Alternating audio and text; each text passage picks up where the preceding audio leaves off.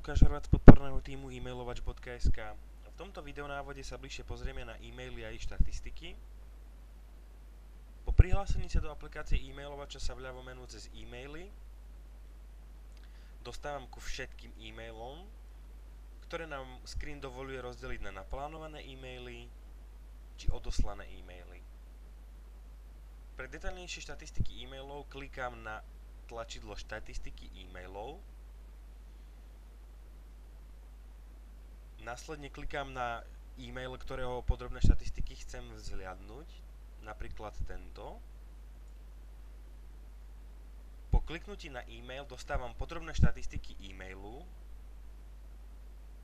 kde na úvodnom skríne sa nám zobrazujú detaily rozosielky. Systém ďalej ponúka štatistiku otvorenosti, štatistiku odkazov, štatistiku vrátených kontaktov, štatistiku odhlasených kontaktov či štatistiku zoznamov. Túto podrobnú štatistiku e-mailu si viem porovnať aj s iným už odoslaným e-mailom po kliknutí na nasledujúce tlačidlo.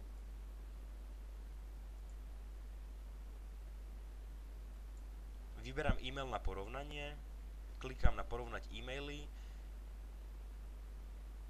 a systém mi ponúka tieto dva e-maily na porovnanie.